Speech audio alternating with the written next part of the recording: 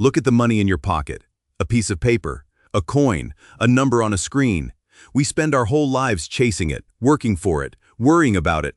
But on its own, money is basically worthless. You can't eat it, you can't wear it, and yet it can buy almost anything on earth. So how did worthless objects become the most powerful idea in human history? It might be the most successful story we have ever told. To understand money, forget what you think you know, because the story you were taught is probably wrong. You've heard it before. Long ago, people used barter. You have chickens, I have an axe, we trade. Simple. Except that's a myth. Anthropologists searched and found no society that actually ran on pure barter. Why? Because barter has a fatal flaw. You need the other person to want exactly what you have, right now. If they don't, the whole deal collapses. So if barter didn't come first, what did? The answer is older and stranger: debt. In early villages, people simply remembered who owed whom. I give you grain today, you owe me later. Money didn't begin as coins, it began as a memory of debts. Trust came first. The coins came much later, and we have proof, carved in clay. In ancient Mesopotamia, over 5,000 years ago, the temple became the first bank. It stored everyone's grain and tracked who owed what. People recorded those debts on clay tablets. And here's the wild part. Some of the very first writing humans ever invented wasn't poetry or stories. It was receipts. Accounting is older than literature. They even agreed on a standard weight of silver, the first official price. But debts are hard to carry around, so people needed something small to stand for value, something everyone would accept. At first, they used useful things. Cattle were among the very first forms of wealth. You could measure a person's riches in cows. Then grain, then salt. Roman soldiers were sometimes paid in salt. That is where the word salary comes from. But cattle die, and grain rots, so people searched for money that lasts. One winner appeared all over the world: shells. From Africa to India to China, the same little shell was treasure. Whole economies were built on something you could pick up on the shore. Cowrie shells were small, hard, and beautiful. But shells had a problem too. Find a beach full of them, and suddenly they're worthless. What people really wanted was something rare, lasting, and hard to fake. And that pointed to one thing: metal. Gold and silver were perfect, rare, beautiful, and they never rust.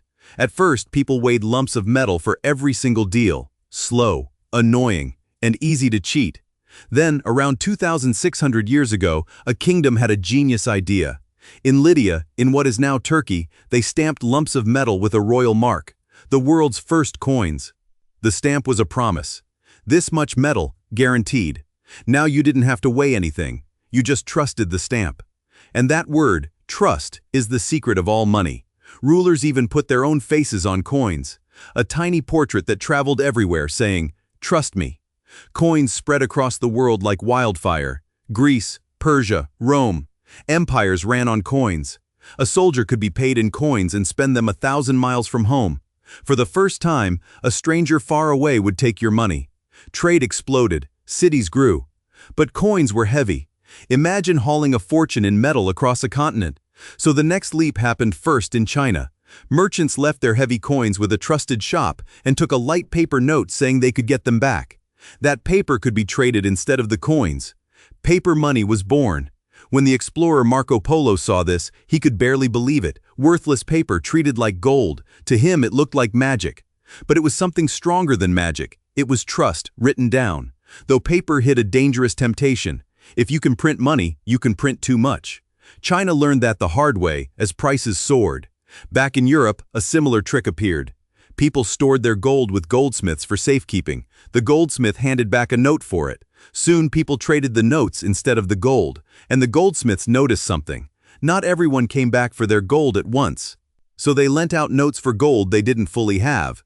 This was the birth of modern banking.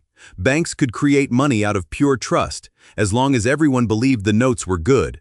But if everyone demands their gold at once, the illusion collapses. A bank run. For a long time, paper money was backed by gold. Every note was a promise you could swap it for real gold. But there is only so much gold in the world, and economies kept growing. So in the 1970s, the world cut its money loose from gold. From then on, money wasn't backed by gold at all. It was backed by something else entirely: pure trust in governments and in each other. We call this fiat money, money that has value simply because we all agree it does. Think about how strange that is. Trillions of dollars, held up by nothing but belief. Want proof that money is just belief? Watch what happens when trust dies. In some countries, prices doubled every single day. People pushed wheelbarrows of cash just to buy bread. The paper was exactly the same. The belief was gone. And today, we've taken the final step toward invisible money. First came checks, then plastic cards, then a simple tap of a phone. Most money isn't paper or coins anymore. It's just numbers on screens. When you get paid, no gold moves, no cash moves. A bank just changes a number in a computer. Your entire life savings might be nothing but a line in a database. Then, recently, something even stranger appeared. Money with no king, no government, no bank behind it. Just code, math, and a network of strangers who agree it has value. No king can simply print more of it on a whim. Whatever you think of it, it proves the point. Money is whatever we collectively decide to believe in. So here's the real secret. Money was never really about gold, or paper, or metal. Those were just tokens. Money is a story we all agree to believe. Break that belief, and the richest person becomes poor overnight. A shared fiction that turns trust into something you can hold. It works only because everyone else believes it too. The moment we stop believing, it's just paper again. That's the real story of money. Not metal, not paper, but trust made visible. Even the most powerful banknote on earth carries that promise of trust on its face. If you learned something new today, you know what to do. There are thousands of these hidden stories all around you, and we're just getting started. See you in the next one.